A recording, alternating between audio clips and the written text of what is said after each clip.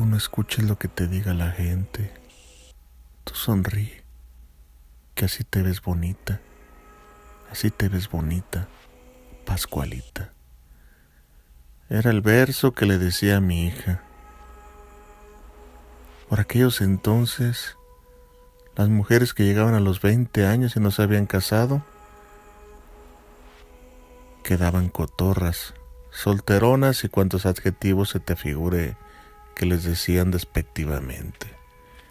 Nadie quería llegar siquiera a cercana a esa edad sin tener marido.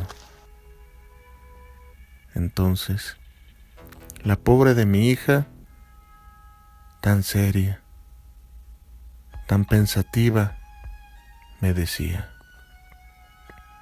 si soy todo lo que dices, madre, ¿por qué nadie me ha elegido? Y únicamente desviaba la mirada. Y le decía que era porque los hombres de ahí eran muy estúpidos, que el mundo era más grande, pero que lastimosamente nos había tocado vivir en aquel pueblo en ese entonces.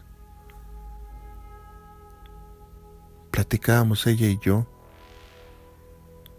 de las andanzas de su padre, cómo la había conocido, la familia que habíamos sido antes de que él falleciera.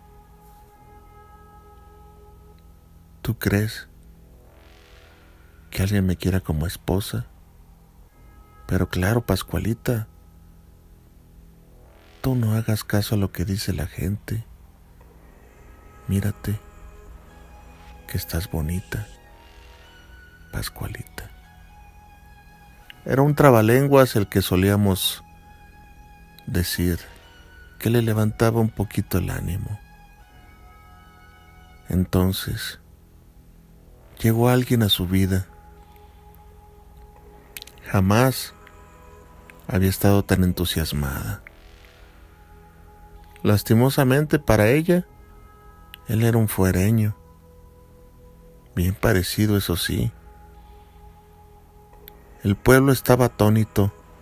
No podían creer que Pascualita por fin tendría nupcias, y menos con aquel fulano de alta presencia. Incluso yo no lo veía con malos ojos, pero tenía mis dudas.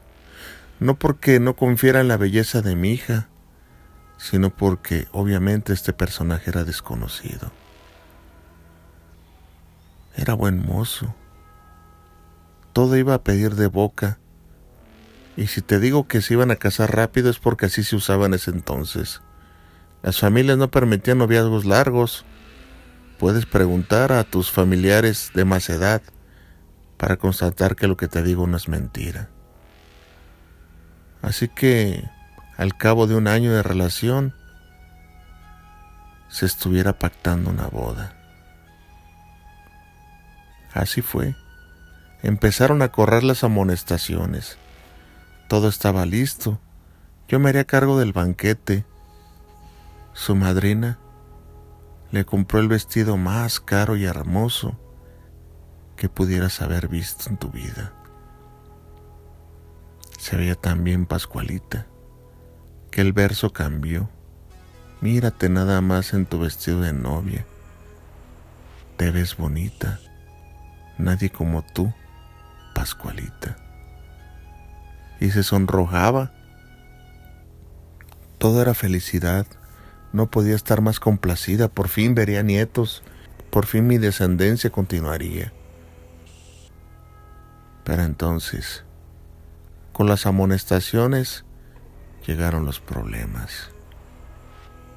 Rumores de que aquel tal Arturo Cárdenas era casado y tenía familia en otro pueblo. Rumores que yo empecé a creer, porque cuando un rumor en aquellos entonces era soltado es porque había bastante verdad en él. Y así fue. Pascualita no lo podía creer, hasta que vino la esposa con todo y criaturas a decirle en la cara que dejara de hacer fantasías con ese vividor, que él tenía hogar. Y así, sin más ni más, desapareció. Esto afirmando aquella versión que efectivamente era casado. Y otra vez, una vez más, el verso cambió. Ya no llores, que así no te ves bonita. Se va tu belleza, Pascualita. Y ella más lloraba y lloraba y lloraba. Maldecía aquel vestido de novia que tanta ilusión le había hecho padecer días antes. La vergüenza del pueblo, las risas, la gente que le había envidiado por haberse ganado tan buen partido, ahora se burlaba de ella. Tú sabes cómo es la gente. Ella se limitó a no volver a salir jamás. Y yo la entendía, pobre de ella. Nunca había sentido tanto amor ni tanta vergüenza en un solo rato. Entonces, esa serie de frustraciones, ese abrumo social, trajo consigo la desgracia. Ella se arrebató la vida. Entonces, el mundo se volvió gris para mí. ¿Qué iba a hacer yo sin mi pobre hija? Maldita sea la hora que conocí a Arturo Cárdenas. Maldita sea la gente. Todos enmudecieron. Llegaron a mí y se disculparon por lo dicho a Pascualita. Hipócritas. Ya derramada la sal, quieren meterla al salero. Me limité a no salir más. Nunca más. Con un buen dinero y con las ganas de preservar su legado y recordarla y no sentirme sola en la casa, previa a sepultarla con el funebrero, hice un pacto. Quería yo preservarla, hacerle una muñeca a mi Pascualita, la cual estuviera ahí siempre en casa, sin tristezas, sin ganas de nada de este mundo, lejos de la mirada de la gente. Al principio se horrorizó, pero yo le di cuanta fortuna tenía y eso le cambiaría la vida. Ya no tenía quien dejarle nada.